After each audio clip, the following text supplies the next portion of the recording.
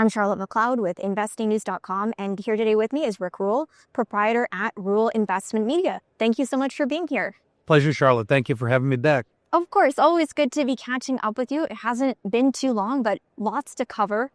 I thought we could start. We're here at PDAC, and I saw you, I think, do a tweet on social media saying you brought your checkbook here. So I wondered if you could give me an idea of what's on your shopping list right now. I'm impressed with the fact that we're beginning to see pretty good exploration results that don't have any market follow through. I like it when the mood is bad and the reality is good. You and I have talked before, Charlotte, about the fact that when people buy financial goods, they take leave of their senses. They're much better at buying physical goods. When somebody goes to buy a coat for winter, they shop around for bargains. When people buy financial assets, they don't seem to do that. And I prefer being able to take advantage of other people's mistakes. And people are making mistakes right now. Yeah, hopefully nobody who's watching, but we'll see. So we've talked frequently about your due diligence strategies, but I thought we could go into it a little bit since we're here with all these companies down on the show floor. What's the first question that you ask a company? Before I even ask them, I look at who the people are. What you find is that some people are serially successful and most people are serially unsuccessful. The point of the game is to hang out with serially successful people. So if I don't know somebody or I don't know somebody who will vouch for somebody, I don't care.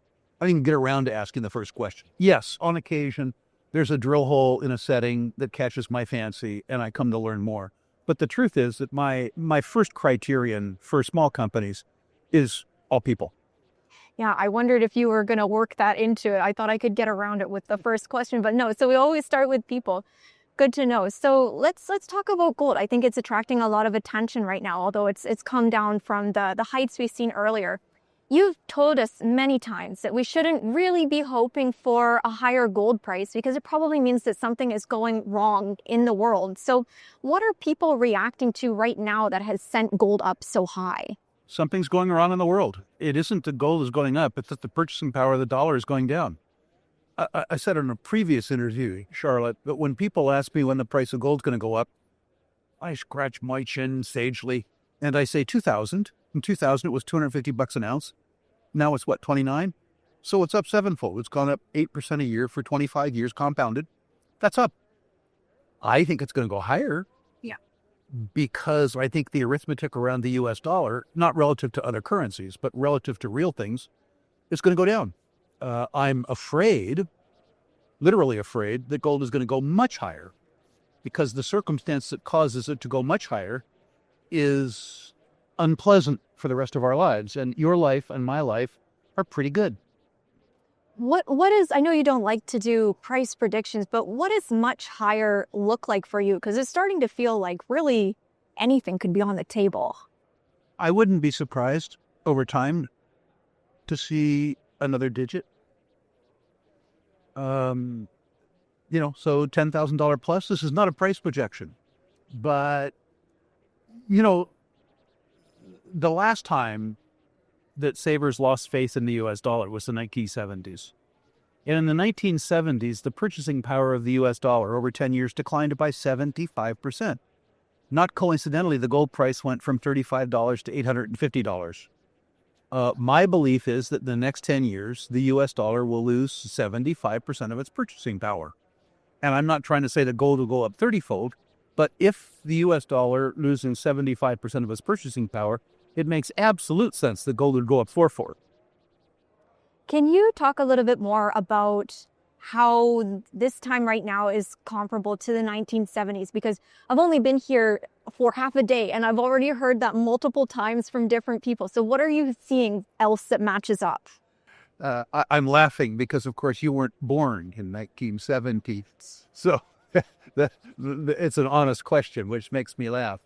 I think there are several similarities. In the early part of the 1970s, we were coming off a pretty good time from the end of World War II to the commencement of the 1970s. The 50s and the 60s were boom times.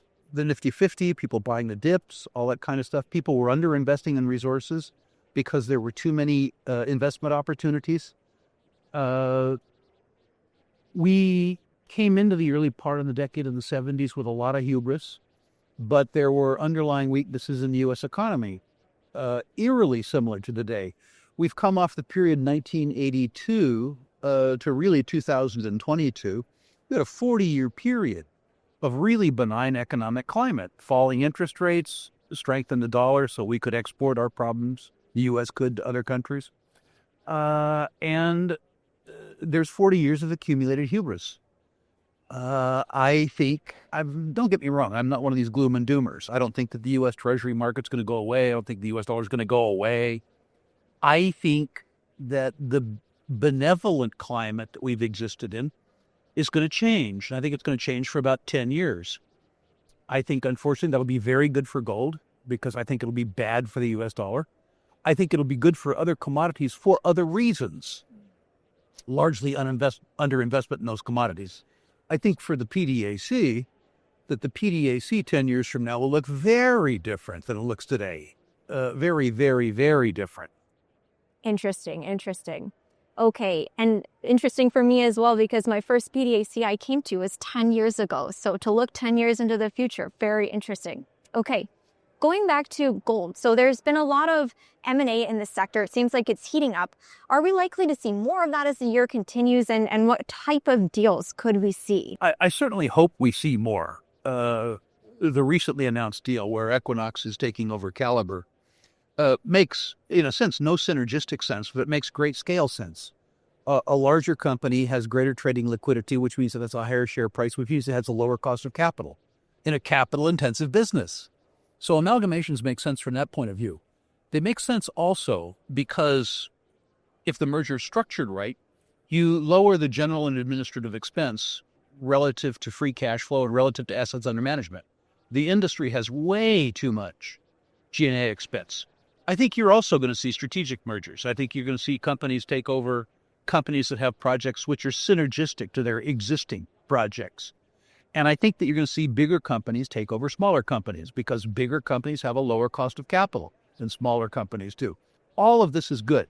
It adds efficiency to the sector, it adds liquidity to the sector, and it adds hope to the sector. All of those are good.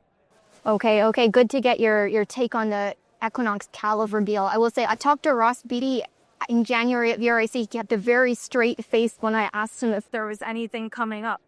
I'll add a reader or viewer question here. I like to do, and it's on the note of Coal's M&A. So this person thinks there's a takeout coming for D2 Goldfield, and they're wondering if they could get your take on who the takeover company could be. I suspect that I hope that anybody that takes them over is taking them over with the view to participating in the larger whole, which is to say the other part of the deposit, which is, being developed by G Mining.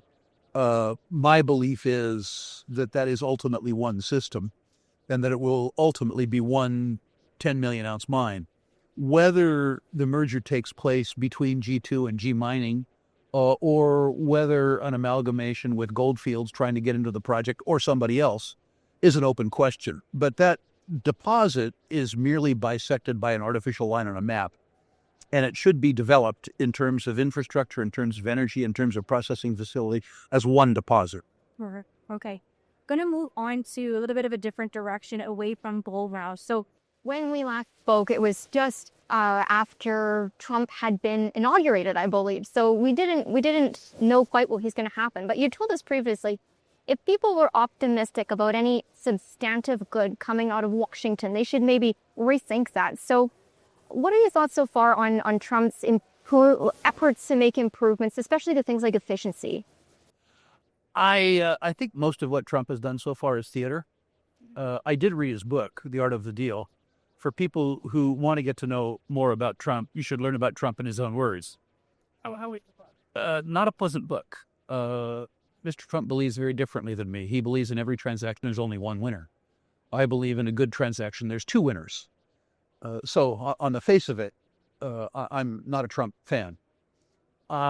In terms of reducing the size of the U.S. government, that has to happen. I look at the Republican budget from a week ago, and it's very obvious that while they talk spending, they don't do spending. And I think that's problematic. A different book that your audience should read to understand Trump and his impact on the world is a book called The Triumph of Politics by David Stockman. He was the director of the Office of Management and Budget in the Reagan years.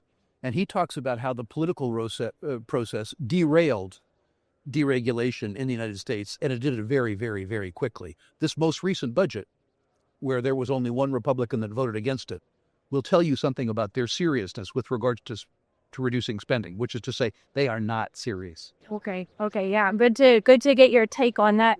I also want to ask you about all of this talk going around about auditing the gold in Fort Knox. I'm curious to get your take on that, especially because you said a lot of what Trump has done so far is theater. Yeah. Well, and what Trump is proposing is theater. He says, I should go and take a look. I don't care if he takes a look or not. I don't care if he takes a video. There are proper procedures for auditing gold.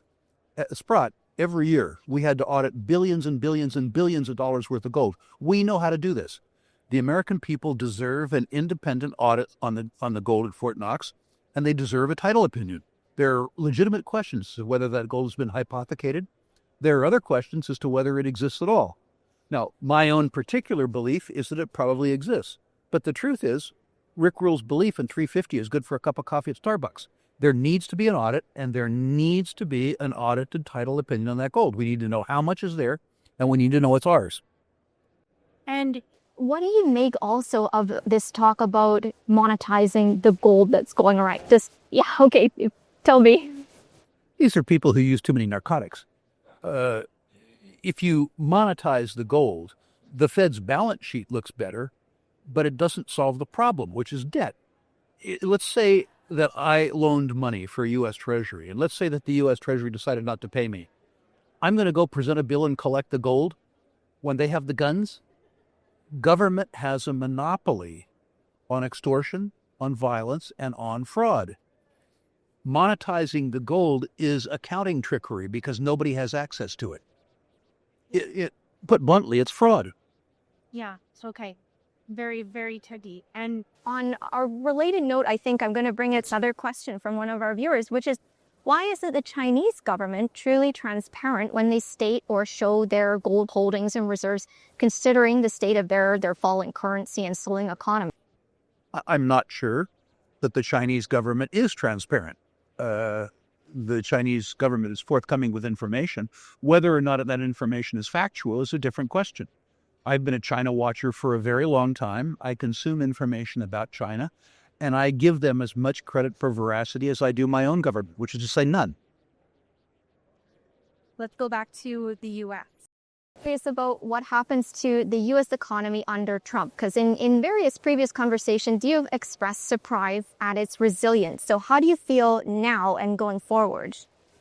I think that'll be interesting. If he actually is able, one thing he could do very well is improve the regulatory environment in the United States. I look at what Elon Musk has done at X. Whether or not you like Twitter as a service, he's doubled the transactional volume on Twitter, and he's reduced the headcount by 80%. If you could take some of the U.S. agencies and take away the political process, he could really improve the U.S. economy. Whether he's able to do that or not is a very, very, very different story of states. I don't know whether he'll be able to do it. Right now, there is a lot of divisiveness in U.S. politics, and I think that's good.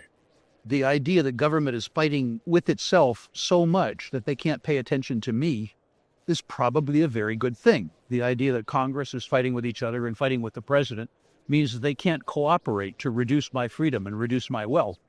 So unlike the rest of my country, which wants to prevail against the other side, the Republicans want to whoop the Democrats, or the Democrats want to whoop the Republicans. I want the Democrats and the Republicans to leave me alone. And the fact that they're fighting with each other is probably on balance a very good thing for me. It keeps them from being able to do anything. And all I ask of them is to do nothing. Well, and so there's the infighting there, and then externally the U.S. is having the conflict, I guess, with various countries. I was going to ask you about the whole tariff situation. I'm not just afraid to bring it up because it seems to change almost on a daily or weekly basis. How do you see that playing out? And I guess with a particular focus on the mining industry. I'm libertarian, and I'm anti-tax. Tariffs are taxes. Whether Mr. Trump cares to admit it or not, tariffs are taxes. If you're anti-tax, you can't be pro-tariff. So let's get that out of the way. The idea that you would pick fights with the whole world as opposed to pick fights one or two at a time seems tactically stupid to me. I liked the political slogan in Turkey before Erdogan: many friends, no enemies. That would be my idea of a good time. I think partly Mr. Trump likes theater. I think also that Mr. Trump believes that his political power stems from voicing the frustrations of some of his constituency. So I think a lot of what's going on is theater. I happen to believe it's harmful theater. As I say, my own foreign policy, were there to be a rule policy, it would be many friends, no enemies. To the extent that people were legitimately taking advantage of us, that's a very different circumstance. But I would suggest to you that there are certain areas where Canada, as an example, enjoys competitive advantage over the U.S. You can ship goods cheaper. There are other circumstances, like the Quebec dairy industry, where the Canadians deserve to get spanked. That part's true. But the truth is that you don't, the idea, as an example, that America's fentanyl problem is a consequence of Canada suggests that Mr. Trump uses too much fentanyl. It's just an absurdity. Yeah. Yeah, harmful theater does seem like a good way to put it. And, speaking of Canada, so we've got our leadership change coming up here. I know you've been very vocal and critical of Mark Carney on Twitter, or X, as I guess they're calling it now. What are your main concerns there? I think Carney is a competent Trudeau. I didn't like Trudeau's policies, but at least he was ineffective. Carney's very different. It's said on X that Trudeau was a puppet of the WEF. Carney's a puppeteer. There's a very different level of threat from a puppeteer and a puppet. Carney's hugely confident, hugely competent. Carney doesn't believe in smaller government. He doesn't believe in individual liberty. It's interesting to me that he's running for change. Change from a government that he was part of for 10 years. That's extremely shrewd. The incumbent running for change. It tells you something about what I would consider to be the venality of the human being. Make no mistake, he's an extremely bright, extremely competent human being. I would prefer a leader that had his preferences to be incompetent, not competent. Okay. And we'll keep checking back with you as we see this all play out. I want to bring it back to the resource sector. I always like to hear where you are putting most of your research efforts. So what are you looking into right now as areas of opportunity? Boy, it feels like a target-rich environment to me. I feel like gold, the commodity, maybe not in 2 weeks, maybe not in 2 months, but certainly in 2 years, and much more in 5 years. I think the gold price is much higher. If you believe that, you believe that silver will catch up, that there'll be a slingshot. And the equity prices don't reflect that. So that's a place to start. There are also some great discoveries right now that the market isn't paying attention to. The market is looking for momentum as opposed to reality. The idea that I can buy reality at a discount is a very attractive thing to me.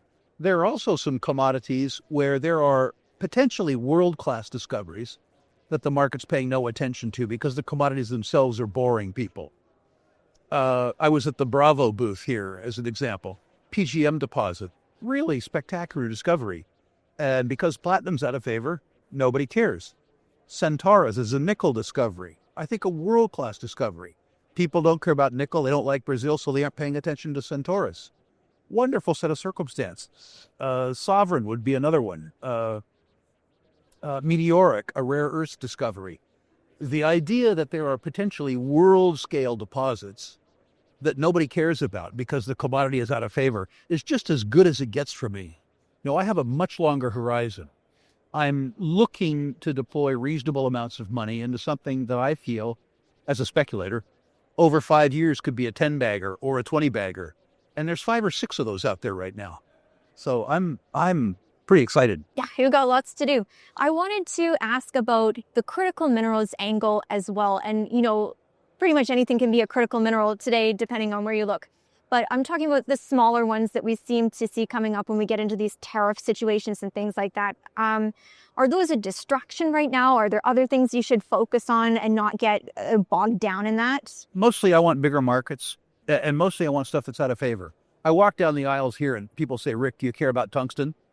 And my thought is, well, not if you talk about it. Not if you're a Carney barker saying tungsten. And 4 months ago you were in vanadium, and before that you were in crypto, and before that you were in pot. If a commodity's hot, I'm gone. I don't want to know.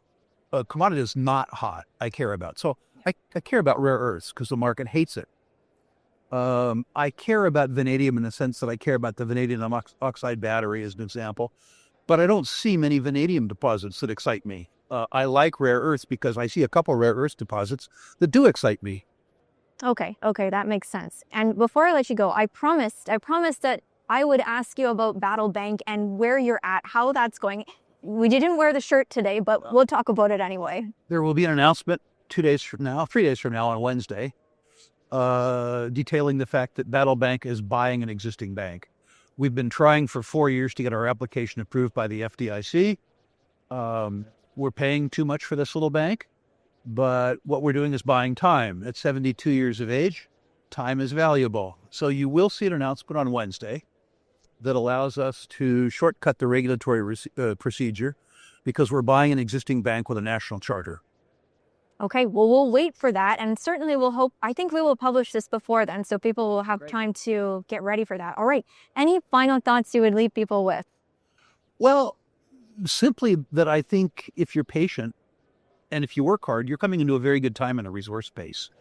I would encourage people. I've reviewed thousands and thousands and thousands of portfolios, and I know what people do wrong. They buy stuff that's trendy, and they have too short a time horizon. If you, as an example, think the gold price is going to go up, understand it may take 2 years or 3 years or 4 years or 5 years for that to happen. If you're buying into a strategy that can take 5 years, and your tactics are that you're afraid to hold stock over a long weekend, you're not going to succeed. So there needs to be consistency between the time it takes for the thesis to play out and the time that you expect to hold the stock. Usually you also leave us with an offer that people can take you up on. Absolutely, Charlotte. To the extent that your viewers like what I have to say about natural resources and they want to personalize it, go to my website, ruralinvestmentmedia.com. List your natural resource stocks, and I personally will rank them 1 to 10. 1 being best, 10 being worst. I'll comment on individual issues if I think my comments might have value. Please no tech stocks. Please no pot stocks. Please no crypto. Natural resource stocks, ruralinvestmentmedia.com. Very good. And we'll add the link in the video description so people can click on it. Well, thank you very much. We'll let you go now. This was great. Thank you. Of course. And once again, I'm Charlotte McLeod with investingnews.com. And this is Rick Rule.